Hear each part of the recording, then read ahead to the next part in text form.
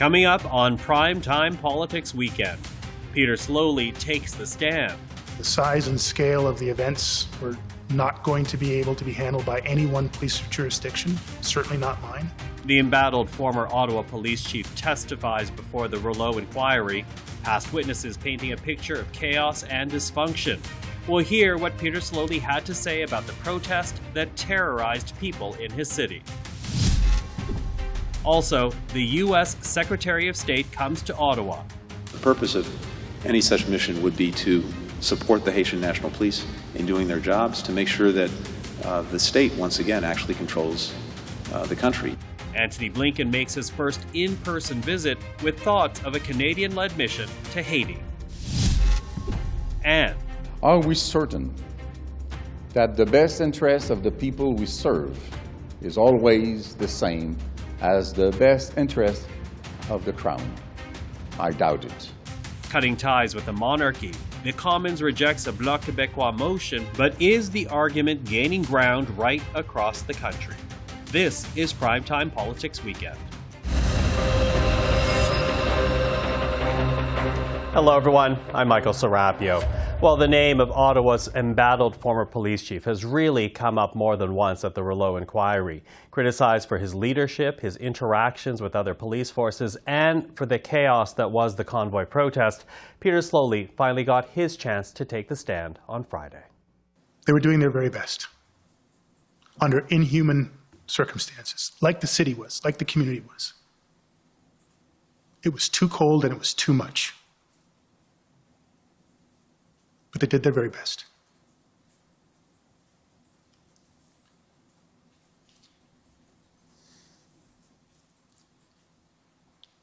And I'm grateful to them. And they should be celebrated. Not celebrated, that's the wrong word. They should be understood. Do you feel that they were misunderstood? Yes. Can you elaborate on that? I think I've given this testimony in parliamentary standing committees. The level of disinformation and misinformation was off the charts. It was crushing to the members' morale. It was crushing to the incident command team's morale. It was crushing to my executive team's morale. I suspect it was crushing to the board. It was crushing to everybody. It was unrelenting. It was 24 hours a day. To walk us through this first day of testimony from Peter Sloly, we're now joined by our journalist panel. We are once again joined this week by Tonda MacCharles, who is covering the inquiry for the Toronto Star, and Christopher Nardi, who is covering the inquiry for the National Post. Hello to the two of you. Hi, Michael. Hi. Listen, Tonda, I wonder if you might start us out here and talk to us about the significance of this testimony. Because, you know, Peter Sloly, of course, he has figured largely in the inquiry, but this is his first day to appear and to testify. Just how important is his testimony? It's important in this respect. He's trying to push back against a picture that's been painted of him so far in most of the other testimony we've heard of a police boss who was basically under strain of the stress of the situation, suspicious of anyone who was coming in to help, running down in the chain of command to micromanage operations, and that he was basically very cynical or suspicious of sort of the other forces that were trying to help, or the political leaders who were also sort of overseeing all of this. And Sloly in his own testimony is really trying to paint a different picture of himself. He's trying to cast himself as a progressive, caring, compassionate police leader who did believe in negotiations, not just cracking heads in an enforcement operation.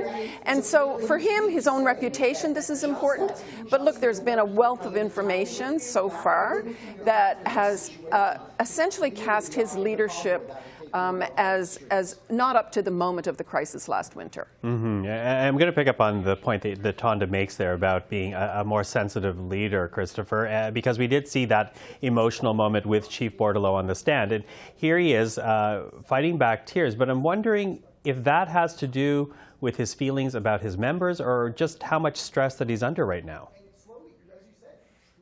I think it's a little bit of both, Michael, quite frankly. I do feel that he looked at how his officers were being treated during the convoy and felt for them, right? Felt bad. There was a lot of criticism towards the Ottawa Police Service, and, you know, presumably we're going to find out a lot of it was warranted, because we are seeing a lot of dysfunction internally at the police service, at the city, and just throughout multiple levels of response to this crisis, right? So he clearly had this emotional reaction. I don't think that we can necessarily omit the fact that he may also be trying to increase public sympathy, right? It looks good. He probably knew that clip would play on TV. It would run in the, you know, we would talk about him as a teary-eyed police chief in the media coverage, and he's basically just trying to kind of rehabilitate his reputation amongst police forces, but also in the eyes of the public. So I don't think it was disingenuous. Obviously, this was an extremely difficult moment for him. He did lose his job over it as well, and it continues to be a difficult moment for him, clearly. But I do think that, and some of the messages I've gotten even personally, is that a lot of people aren't necessarily biting, right? They don't necessarily believe that he deserves, let's say, the sympathy that I think he's trying to get. Mm-hmm. Well, yeah, there are these big charges that he's going to have to answer for. One of them has to do with how he dealt with the intelligence that was out there, because we did hear from the OPP and even Sloly's subordinates that there was intelligence to suggest, for example, that the protests would not just be a one-weekend affair, that the protesters, at least some of them, were going to stay until all mandates were dropped and the government resigned. Talk to us, Tonda, a little bit about how Sloly addressed that, because that is a fairly big charge that he was not listening to the intelligence that was available. Well, stunningly, one of the things that Sloly admitted here is that he hadn't actually read one of his own internal officers' assessments of the threat that was coming. Look, there are stacks of intelligence warnings that we've been shown already from the OPP. Peter Sloly says he saw them as early as 2 weeks before the protests arrived, and yet he still maintains that there wasn't enough detail in there that would have informed any police service in the country of what was coming Ottawa's way, that it was going to be a protest that would entrench for the long haul. And he says that only dawned on him and his force, you know, the first weekend. Today he's saying that dawned on him on the Saturday morning. Well, he's testified previously to inquiry lawyers that it dawned on him around the weekend from Saturday, the first weekend, into the Tuesday. And that's when the Ottawa cops really started trying to come up with a new plan. He says, oh, no, we weren't trying a new plan. We weren't trying to reorient ourselves. We were just, you know, building on what we knew was a difficult problem and defending that they were prepared to adapt and to basically deal with violence or whatever would erupt. But basically, they had only planned for a traffic event, a 2-day traffic blockage. And so some of this, you know, slowly blaming the intelligence for not being detailed enough, saying, why weren't the RCMP and other federal partners giving us better intelligence? It's all hindsight is 2020, isn't it? The fact is there are warnings that were there and available to the Ottawa police that were basically ignored. Well, and not only from agencies like the OPP, there was, for example, social media, the messages out there from protesters themselves stating that they were going to stay a long time. Christopher, talk to us a bit about that, because there is the intelligence that is given by officials. There's also the intelligence that essentially are open source that could be available to anybody.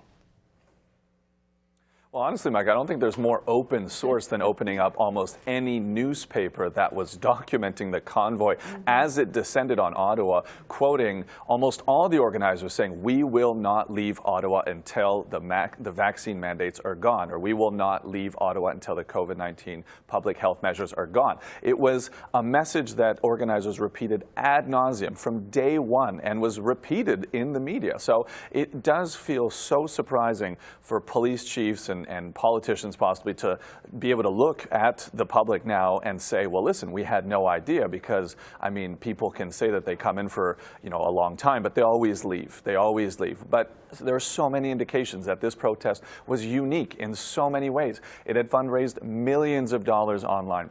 It was gathering support, not necessarily losing it, at many steps of the way as it converged on Ottawa from everywhere across the country, right?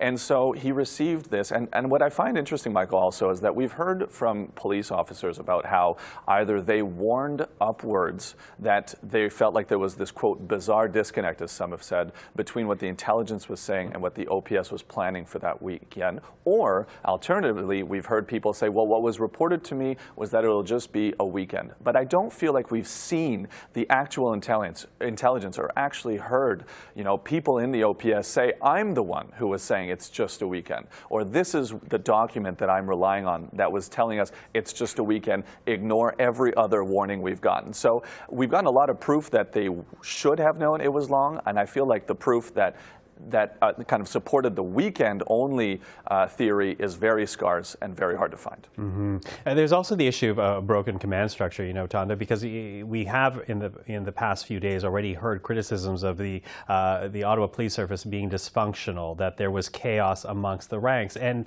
really Sloly did not dissuade us of that opinion, because he too is acknowledging there seemed to be a broken command structure.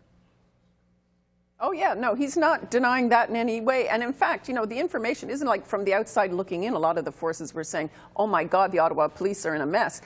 Internally, the Ottawa police are admitting they were a mess. The two top deputies came and said, the pandemic had depleted their ranks. They had many senior departures. And by the time this crisis hit, they didn't have the staff to deal with it at the best of times. And now it was the worst of times suddenly. And Sloly himself is saying, yeah, I had to go down, cross the boundaries of where I wouldn't ordinarily go into operational level commanders and say, we've got a plan to get them out of here. And, he said, in his words, he said, I wanted them to implement the hell out of it. Look, if he's using that language at the inquiry, one can only imagine what language he used in the room with his officers. It was a very tense, strained time. He said he lost confidence in two of his top deputies over a decision to change operational commanders midstream in the early days, like in the first week. And at that point, he says that he felt they were in a national security crisis. So look, this was a force not just under strain, but buckling, crumbling under the strain and begging for outside help. And that outside help was very long in coming because the outside agencies said they didn't have a clue what Ottawa and Peter Sloly wanted to do with their officers. So honestly, a big mess. And I can't stress enough, even though we all saw it and covered it, how shocking it is to hear all these details and to see just what really the state of affairs was there. And we continue to learn more. This is just day one of 2 days of testimony for Peter Sloly. So perhaps the three of us will come together again and speak about this. But for now, thank you for adding your voices to the story that's unfolding right now in the inquiry. Thanks, Michael. Thanks, Michael. With his thoughts on Peter Sloly's testimony so far, we're now joined by Charles Bordeleau. He is the former chief of the Ottawa Police Service. Chief Bordeleau, thank you for being here. My pleasure. Good to see you. So a lot to talk about here, but I do want to begin really with that moment that we just shared with our audience. Former Chief Sloly really having an emotional time as he was testifying, talking about the members of his force. But it was also interesting to hear his words. He said it was too much. They did their best. What do you make of that? Well, I saw him testify during the parliamentary committee, and it's a point in time where he becomes emotional when he talks about its officers, and I get that because they went through hell. That those 3 weeks were very tough on them at a time when the public eye was on them, and lots of criticism geared towards the Ottawa Police Service. So he felt for them, whether it be the weather, the circumstances they're working on, and their inability to gain control of the situation. I think it was a moment of empathy towards what the officers were feeling. Mm-hmm.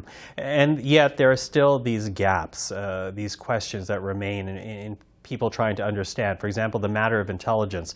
Chief Sloly in one instance talking about the details he was getting before the protests rolled into town, saying that nothing suggested that the protesters would actually be there for a long time. But again, the intelligence suggested otherwise. What does that tell you about the failure of that intelligence, or maybe the failure to interpret that intelligence?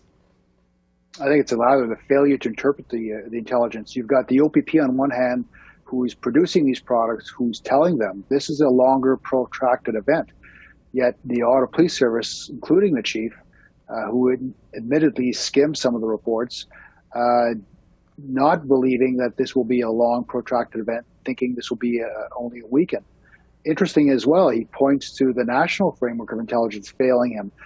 Yet the Hendon reports talked about a national movement. So I'm not too sure what other elements RCMP or the Integrated Threat Assessment Center would have provided him that would have helped him understand better what was going on. Because the UPP reports were fairly clear. This is a national movement coming to Ottawa, and there was connection between the different points and elements in the convoy. And it was a longer duration point. They just chose to, for whatever reason, not take that into consideration from their planning perspective. Mm-hmm. So again, to your point, a failure to interpret the intelligence. Let's also talk about communication, though, because even before Chief Sloly took to the stand this week, there was talk about the chaos even amongst the command structure with Ottawa Police. Based on what you heard from Sloly today, what stands out for you? In a command and control scenario, you need clarity of communication. Your message and your mission and your words matter. And there seems to be a pattern here internally and externally that his words are being misinterpreted or not clearly understood. Whether it's the issue around this is not a policing solution, or when he's talking to his incident commanders around direction that he's providing in an operational environment where he should have been at the strategic level. And different interpretations as to what his deputies and his commanders thought he was saying.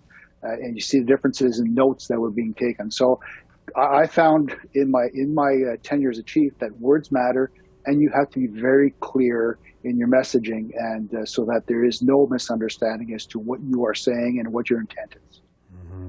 And quickly here, because I'm losing time, Sloly's next appearance will be on Monday. Anything you're keeping a keen eye on? Well, we saw that Chief Sloly has a tendency of showing a lot of emotion and also being defensive. So some anger issues are coming out a bit, I think, in some of his testimony, or defensiveness perhaps is the more proper word. So he's going to have to be careful around that, especially during cross. He needs to be straightforward and bring some answers that people are looking for, but his tone, he needs to be careful of the tone that he's using. Charles Bordeleau, thank you very much for the time today. You're quite welcome. Antony Blinken came to Canada this past week, the U.S. Secretary of State making his first in-person visit since becoming America's top diplomat. It was a full agenda, but it is the matter of Haiti, a country struggling to resolve the humanitarian and security crisis that dominated discussions. The United States is looking to Canada to lead an international intervention, and on Thursday it was confirmed Canada is conducting an assessment of the situation on the ground in Haiti.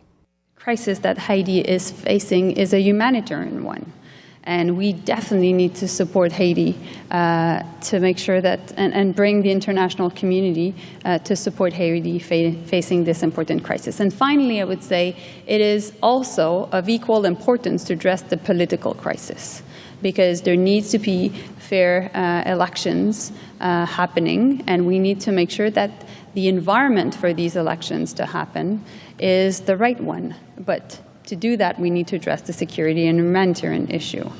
So that is why Canada sent an assessment mission. Our countries have been working very closely together to do a few things to try to cut this insecurity knot and deal with the gang problem.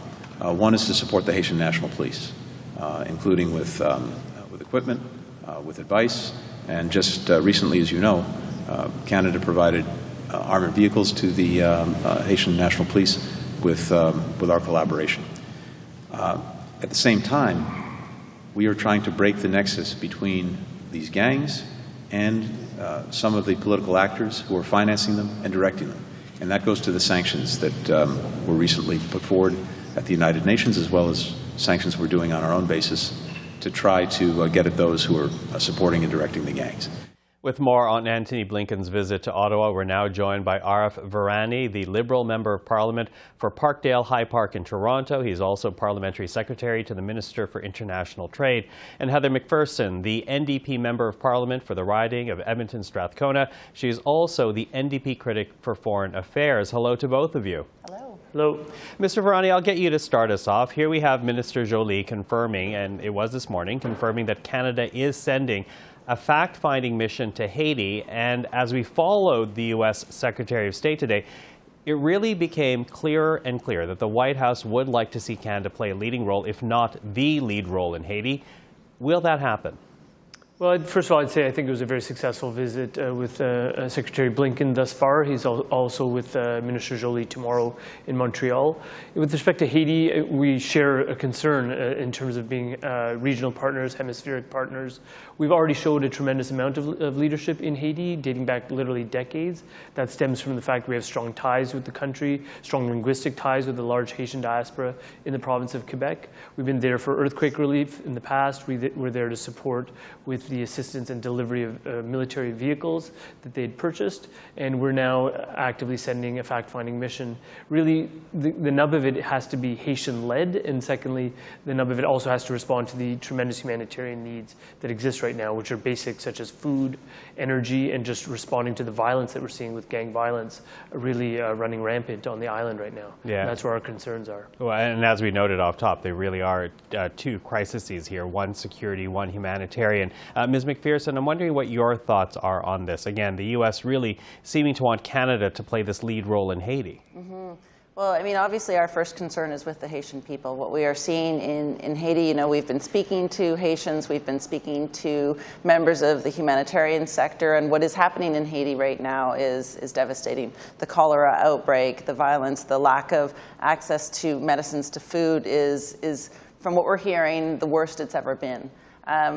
However, I do have some concerns when I see Canada and the U.S. making unilateral decisions to send missions there. That is not what we are hearing from the Haitian community. When I speak to the Haitian community, they are not asking for military intervention. They are asking Canada to not send that military force. And certainly historically, Canada has not done a great job with regards to military intervention in Haiti. Now, that said, I think we do need to do what we can to help Haitians with what is happening in their country. But I think we need to make sure that it is Haitian-led, that we are listening to the Haitian community, that we are doing what they are asking for from us, and that we are not acting in a U.S.-Canada way, but in a way with all countries in the regions, with what Haitians are asking for.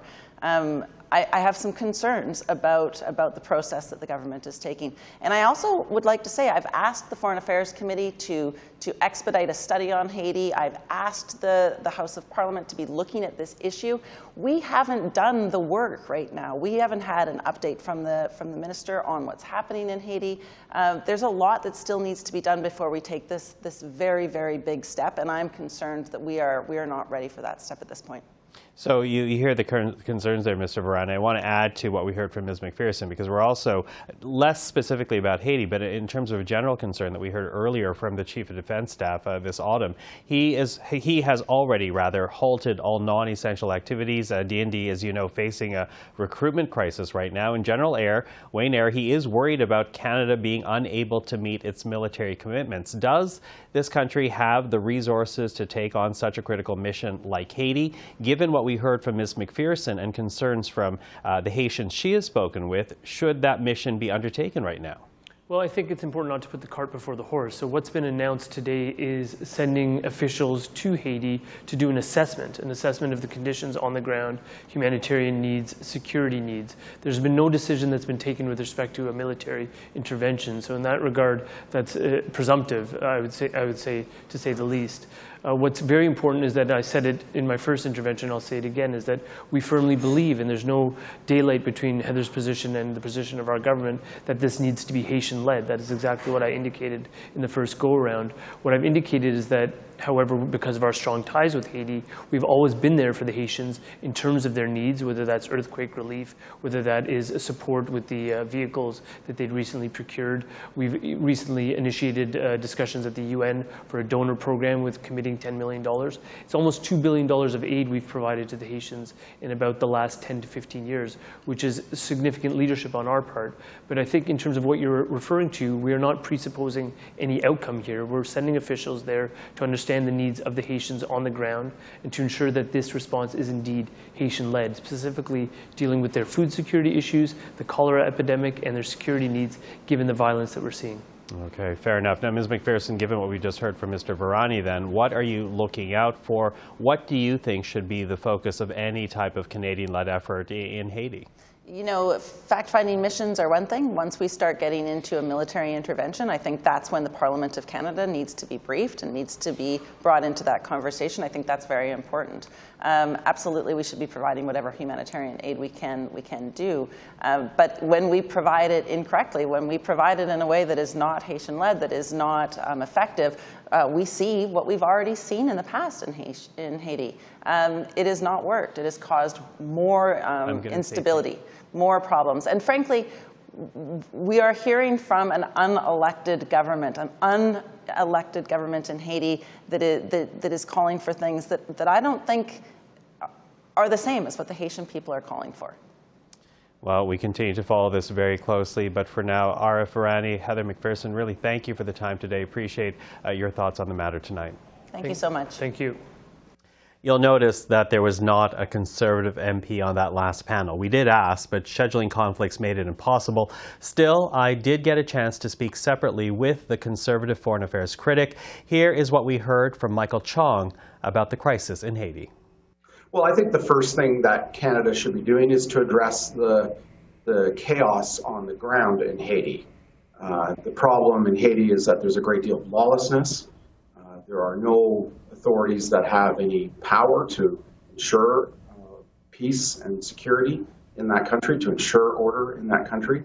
And so one of the things that Canada should be doing and hasn't been doing is to provide both police and military assistance to the authorities in Haiti in order to restore order in the streets. The problem is that the government has underinvested in our military, they've underinvested in our policing, and as a result, Canada is stretched at this point to provide any help. We're not holding up our obligations to the military alliance, to our NATO partners. We're not upholding our need to ensure that our police authorities are properly funded. Again, all of the reports, the briefings that I was receiving through my chain of command was that this was going to be a weekend event, some arriving the Thursday, more arriving the Friday, the bulk arriving for planned or at least scheduled events on the Saturday and the Sunday, that there might be some remnant that would stay behind, but that remnant would be similar to other demonstrations that had come through where people stayed in the national capital region for a variety of reasons, but in some cases setting up small tent cities that would at some point over the subsequent days, weeks, and in some cases months, would be gradually through a measured approach with multi-agency involvement from NCR and the city. They would be eventually moved either to a better location or moved back to wherever they had originally come from. Peter Sloly is one of the biggest names to appear before the inquiry, but one big name that's still not on that witness list is that of the Ontario Premier. Doug Ford fighting a summons to testify before the Commission, and he's taking heat for his resistance in the Ontario Legislature. It's really unreal what I'm hearing there, Mr. Speaker. The member from Ottawa, he knows it's a federal inquiry. He lives there. He lives there. Into the federal government's use of the Federal Emergencies Act. Not the Provincial Emergency Act. This is about the federal government. As much as a member wants to play politics and pretend that it's a provincial situation, as much as the member wants me to direct the police, he knows I don't direct the police. I don't direct municipal police. I don't direct provincial police. And I do not direct the RCMP. and that was the Ontario Premier Doug Ford from earlier this week. And with that, we want to bring in our weekly strategy panel to talk about Ford's refusal to testify and also to discuss the rate hike that came from the Bank of Canada on Wednesday. Joining us right now is Richard Mahoney. He is a Liberal commentator. Tim Powers is a Conservative commentator. And for the NDP, commentator Kim Wright. Hello to the three of you. Hello. Hello, hello. So a lot to talk about, beginning with the Ontario Premier. Richard, the Prime Minister, he was asked whether he thinks Doug Ford should testify before the Commission. Yeah. Now, the Prime Minister did not give his opinion on that. Instead, he pointed to the good working relationship he has with the Ontario Premier. But how complete can the inquiry's work really be without Doug Ford actually testifying? I don't think it can be that complete because the inquiry is into the Emergencies Act. By virtue of the legislation, we have to have an inquiry into whether the act was justified, whether the invoking of the emergency was justified, whether things worked, if they didn't work. So there's a lot of data in front of us, but one of the things we're looking at is how did the police forces respond? Why did it take so long? All that sort of stuff. Well, the senior police force in the jurisdiction is the Ontario Provincial Police. We've had a lot of evidence in the inquiry right now about what the OPP did do and what they didn't do.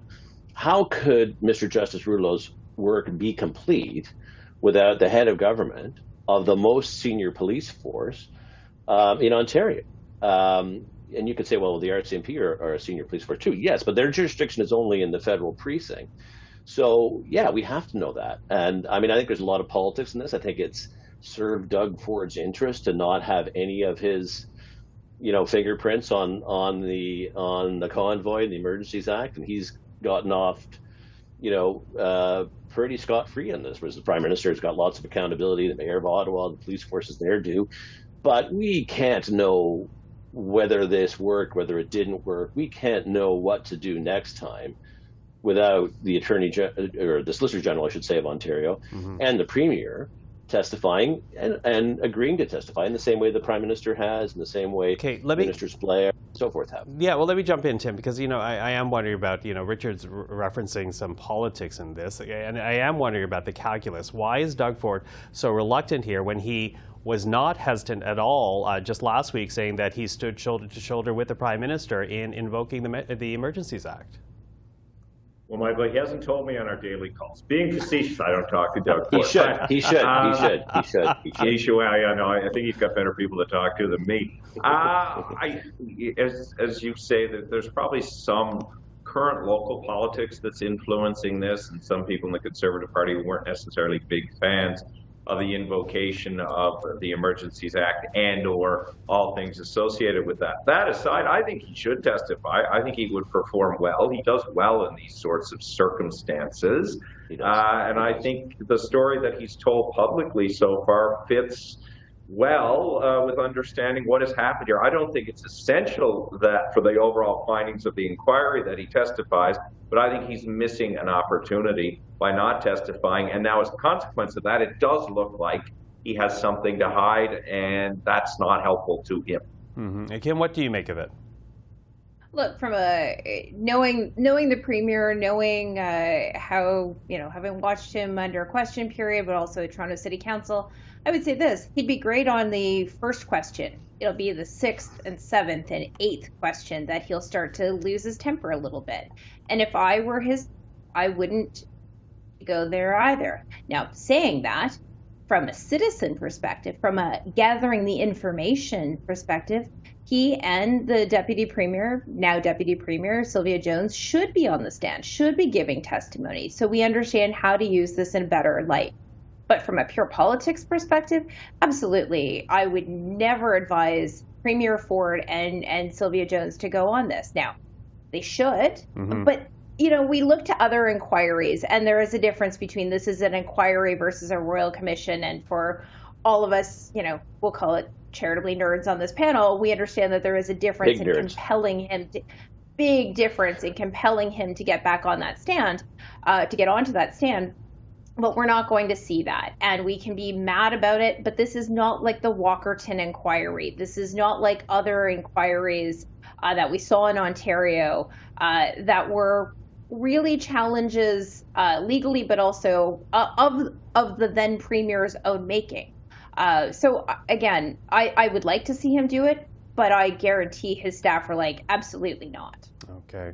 Well, we'll keep watching that situation, but I do need to move on here because we're quickly losing time. I want to talk as well about what we heard from the Bank of Canada governor just this past week. Of course, interest rates gone up again as we are hearing complaints about Canadians who are already hurting.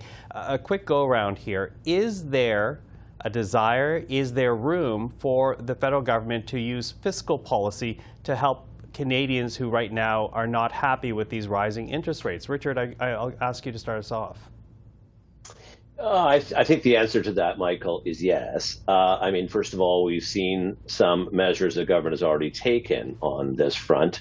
The help for families with dental care, which starts this year and will expand to cover all age groups by the end of it, is a big part of that. The $500 rent. But is there anything more than that, though? Yeah, I think. Well, I mean, it's not up to me to say that, but my opinion is there'll be a fiscal statement in the fall and a budget in the spring, and I would wager that you're right. There'll be more measures in those two things because inflation affects every income group, every age group right across the country, takes earnings out of people's pockets.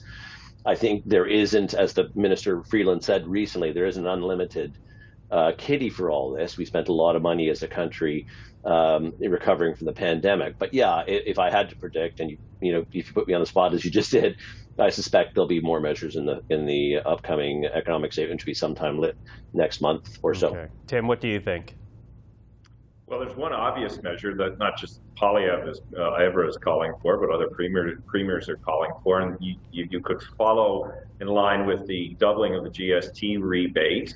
You could pause the application of the carbon tax for 6 months. That may provide some immediate relief to people. All across the country today, people's gas prices were going up. So that's not helping them if you have to drive a car. So there's one measure. They voted against it. The government did this week. I don't think they'll do it, but it's one that could be very helpful to many. Okay, Kim?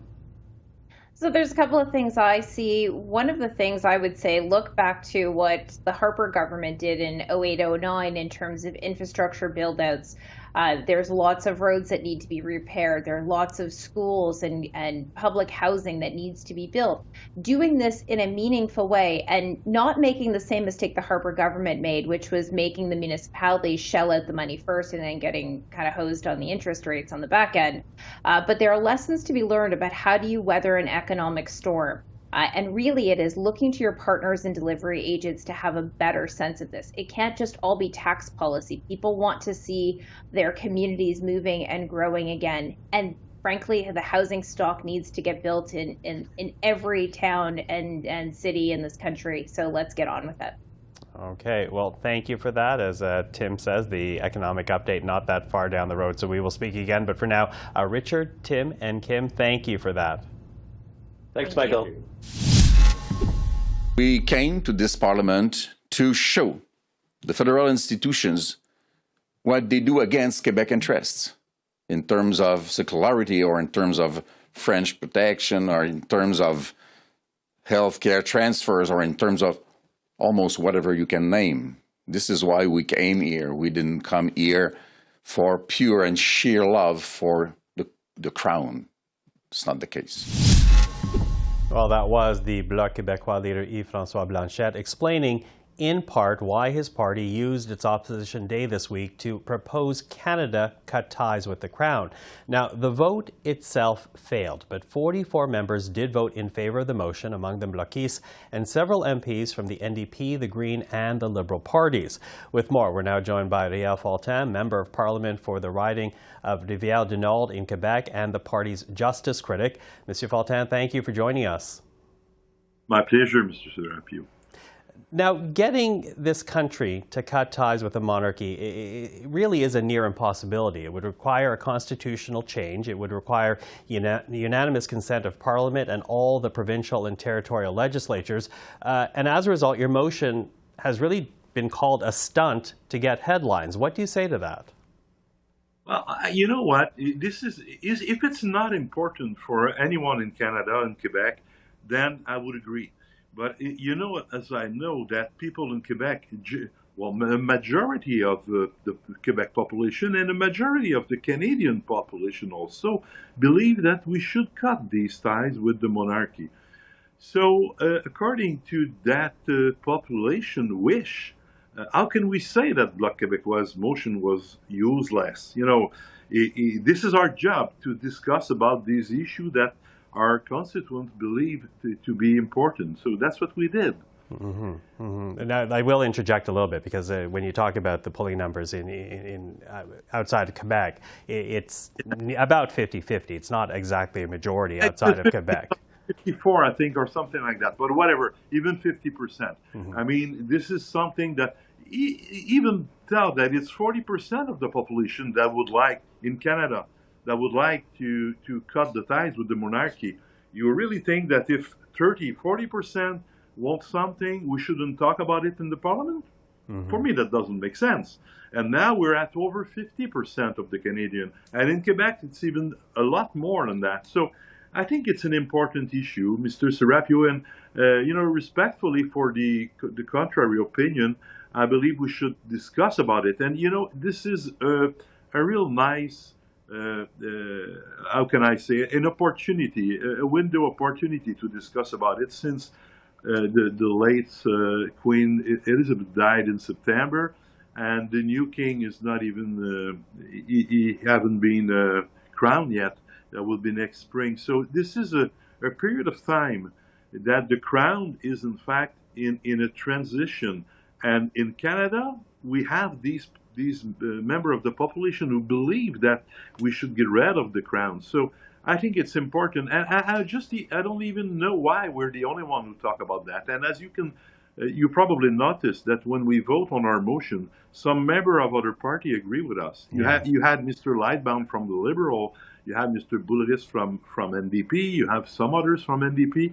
In the total, we had 13 members of the parliament who are not blockists who vote with us on that motion. So, and I'm pretty sure that if the members could have voted without any whip direction, we would have a lot better score. Well, you're absolutely correct in that this is a discussion that's happening in many parts of the Commonwealth right now, trying to navigate whether or not a future does include the monarchy. So you're not alone in bringing up the conversation, at least not alone when you think about the whole Commonwealth.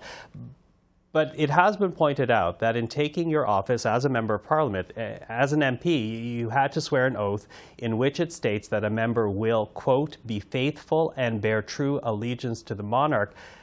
You did take that oath.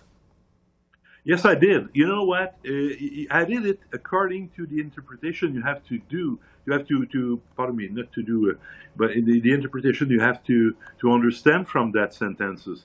The tribunal frequently, I think it's like 9 times in the past years, the recent past years, the tribunal have said that this oath is not an oath of allegiance to the person of the crown. It's an allegiance to the institution that it represents. Like, for example, we're in the parliament, we have to behave according to the law of the parliament, all the rules. Quebec is member of the Canadian Federation, whether we like it or not. This is the case. So we have to behave according to the law who apply to the old federation, and we know that. We just agree with that. Like if you sit at a table to play chess, you know you will have to behave according to the rules of the chess. You cannot sit down and say, okay, let's play, and then in the middle of the game say, I don't want to respect the rules. So that's what we did. We swear oaths to the institution of the Federation and the Parliament, since we know we had to behave, to live in that Parliament and to defend our electors' interest and value the best that we can. So that's the sense, for myself at least, that's the sense I give to my oath. Your motion has failed, though. Is this the last time that we're going to hear of this issue from the Bloc Québécois during the session, or will you try to raise it again? I guess some of our adversary would like it to be the last time we talk about it. But as long as people in Quebec and in Canada will talk about it, we will keep talking about that. Léa Fortin, thank you so much for the time today. Really appreciate it. My pleasure, Mr. Soraya. COVID-19 is still here and the pandemic is not over. But what has changed? Canadian attitudes. With the vast majority of people in this country vaccinated and public health measures dropped just about everywhere, concern about COVID seems to be waning, but not among public health officers. Many are still urging Canadians to maintain their pandemic precautions like masks and limited exposure. So, to talk about where we are right now in terms of the pandemic, we are reaching out to Dr. Howard New. He is Canada's Deputy Chief Public Health Officer. Dr. New, thank you for joining us today. My pleasure. Now, we continue to hear warnings about a fall resurgence when it comes to COVID-19, and we are seeing that somewhat in hospital numbers. So I'm wondering if you would paint a picture for us as to where we are right now. Are we at the start of another wave, in the midst of another wave? Where are we? Well, I think, as the old saying goes, you hope for the best, but you plan for the worst. And I think, based on our past experience, where we've always seen that there's sometimes a resurgence or cases go up when we as Canadians start to gather more indoors with the colder weather. We've seen that that's what's happening with previous waves. The difference this time, I think, is the fact that, we've gotten through, I think, the acute phase of the pandemic, but certainly COVID-19 is not over. But as you can see throughout the country and in many parts of the world, there's been a loosening of what we call public health measures. And so that also has a bit of a downside in the fact that there's more contact, people are getting together more and more indoors. And the fact is that as well as COVID-19, what's happened is that over the past 2.5 years or so, I think maybe a silver lining has been that with the restrictive public health measures, limiting contact between people, there hasn't been the exposure for many people, including young kids, to a whole host of other respiratory infections. And now with this year, we're already seeing indications that not only are some of the indicators going up for COVID-19 in terms of case counts and hospitalizations and so on, but also for other viruses, for example, RSV for the kids and so on, because they haven't been exposed to the viruses for the the past 2 years, and so haven't built up quote that immunity. And so what we're seeing now is hopefully not a perfect storm where all the other respiratory infections are also going to come to the forefront in addition to COVID-19. Worrying when you put it that way, but I am wondering about just how well prepared Canadians are essentially to weather any kind of resurgence, because here we have the vast majority of Canadians with at least the primary series. Many others have gotten past an infection. I would imagine that must add up to some pretty good protection. Yes, and I think, what I would say is the good news is I think that we've all learned over the past, 2.5 plus years that what are the good practices that I think have served us in good stead during COVID-19 and will serve us well as we head into what I call the overall, winter respiratory infectious disease season, the things like good hand hygiene. The layers of protection, for example, wearing a mask certainly indoors in crowded spaces when you're in contact with lots of other people.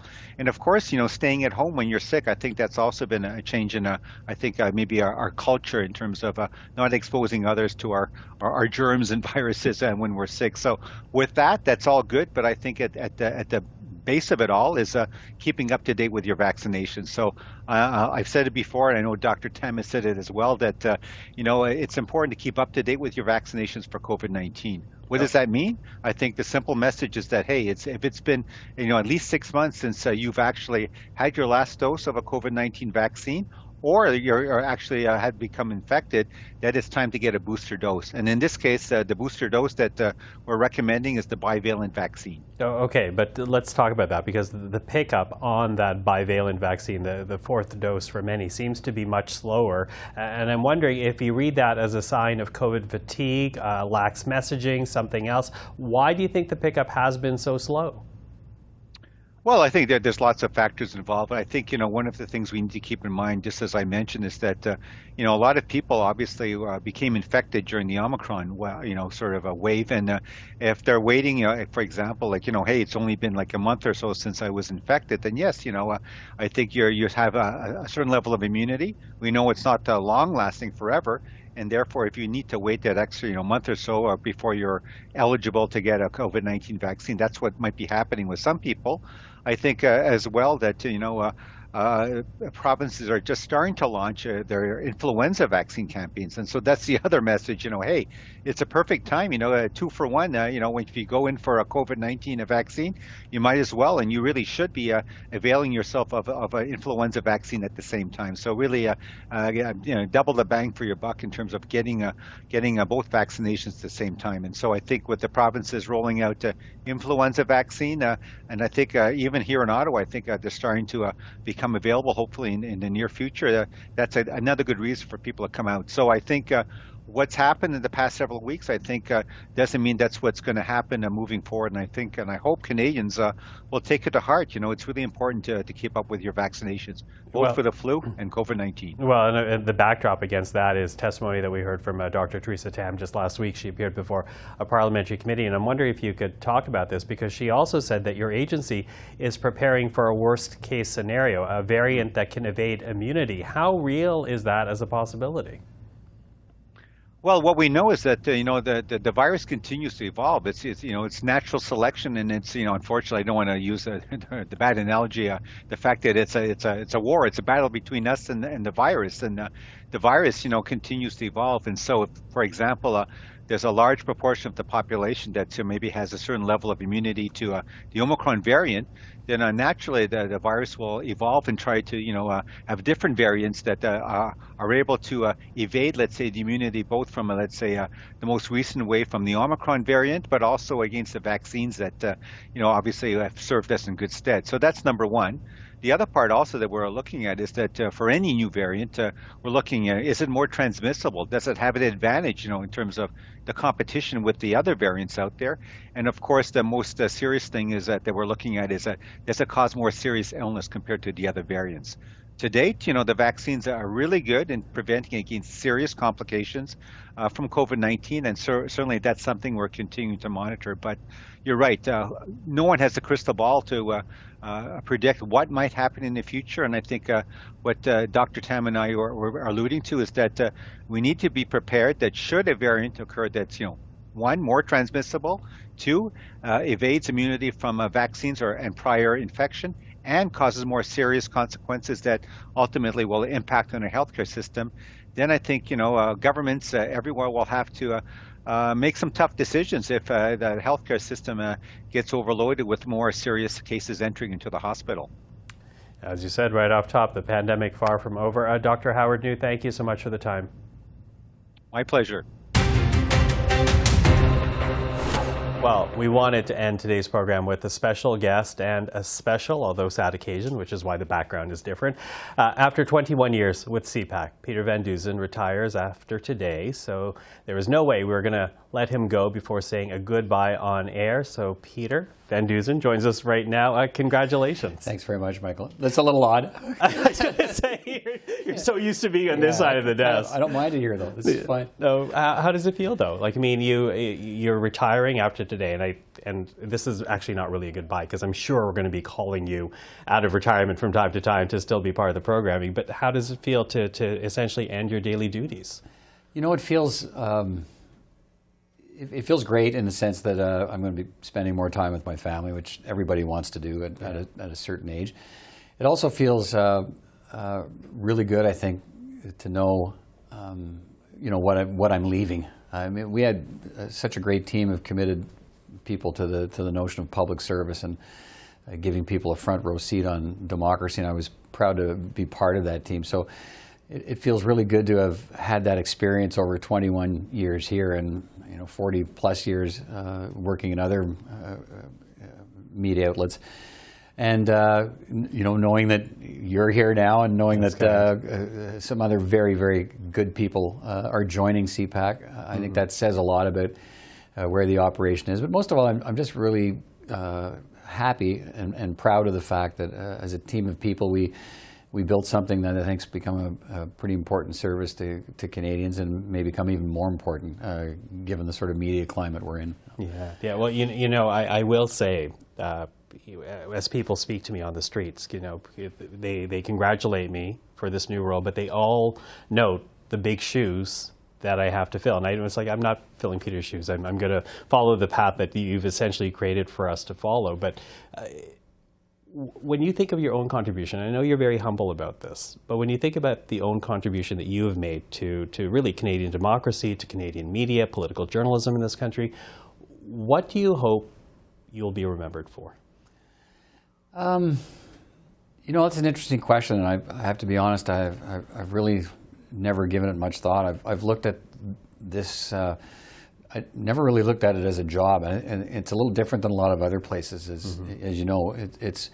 It's more of a calling. You know, I've often said to people, if you need to desperately be seen on television, maybe CPAC's not the place for you in terms of the anchor, because we've always put the sort of content first, and once you have that sort of driving your daily conversations, they always become about the content. It's always more important for people to see what's being said and who's saying it, and showing them all of it, you know, as opposed to snippets of it that you see on the nightly news. And I'm not here to trash the nightly news. They have a certain role they play as well. But we always sort of understood the role here, and I always understood it was to put yourself, you know, in the sort of background, except to be the sort of traffic cop and the person sort of guiding the content, but not influencing the content, not trying to tell people what to think about the content. So I guess if I'm proud of anything, it's that I was smart enough to grab the opportunity when it came up to be part of a place like this and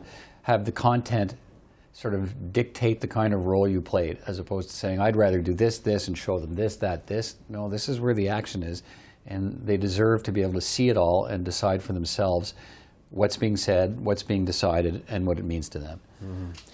You mentioned looking forward to spending more time with your family, and you know, CPAC, we actually had a special retirement party for you earlier in the week, and it was nice to see your wife there, your kids there. What have they meant for you over the years? Because I think people get a sense of it, but to be a journalist, especially a political journalist in this country, it is early morning, late at night, day after day, often weekends, often holidays. How important has your family been through these 21 years for you? Well, you know it, you're a dad. So I mean, the challenge is always to try and balance those things. And you know, I suppose I come from a bit of a different family. I have 6 brothers and sisters, and at one point all of us worked in journalism. My dad was a journalist. So there's at least within your own family, there's a sort of barometer there for how valuable time is. And so, you know, my wife Anna and my kids, Alex and Madison, yes. You know, I always felt, I always understood what I was missing, but I always tried to do what I could to maximize the time I had with them. But you're right. In the last, you know, couple of weeks, the changes have happened here. I've just discovered there's a whole world out there between 5 and 7:30 at night that I was never usually a part of. You know, we were here. What do you mean it's not question period? What do you mean? Yeah, and so what happened? What would I do when I get home when it's not dark? You know, so a lot of late nights, and I did miss time with the kids, but I think they understood what I did, and I always kept them sort of in that journey, and you know, and understood that what I thought I had was not me personally, but I thought that the reason I was gone was to tell and to show Canadians these important events happening in their lives. So I missed some stuff, but you know, the family's tight, the family's good. Kids were there the other night. There is no doubt that your kids and your wife loves you. That was really evident on Wednesday, and that was wonderful to see. So, you know, quickly losing time. Yeah, but, you understood. know, a message for the people that have watched you these many years, because you mean something to Canadians, and I'm sure a lot of people will shed a tear that you're not going to be here day after day. Yeah, and probably some of them will be applauding that I'm not here. You know, my only message is when you tune into CPAC, if you tune into CPAC, odds are you know why you're doing it, and keep doing it and spread the word, because it is, I think, and I've worked at the other 2 mainstream networks in the country too, or the bigger ones, and you know, there is something special about what we do here in terms of, you know, letting Canadians see it for themselves, giving them a front row seat, and not trying to tell them what to think, but giving them all of the information they need to come to their own conclusions. So that's what I would say. Hope you think we're valuable. Hope you keep watching, and make sure you do and keep tuning into this guy. It'll be so much better than what you had with me. No. Although I will say, because of the great work you've done and your dedication. When CPAC came to me, it was a very obvious choice. I in great awe and respect of your work. So thank you. Well, the feeling's mutual, and thanks so much for coming to join the team and take us to great heights. Yeah, well, I'll be calling you from time to time. Peter Van Thanks, Dusen, Michael. thank you. Congratulations on the retirement. Thank you. And that was my conversation recorded earlier with Peter Van Dusen. Of course, we're going to miss him a lot here, at least on a daily basis. We're going to get him back. I'm Michael Serapio. For everyone here at CPAC, thank you for joining us. We'll see you again tomorrow.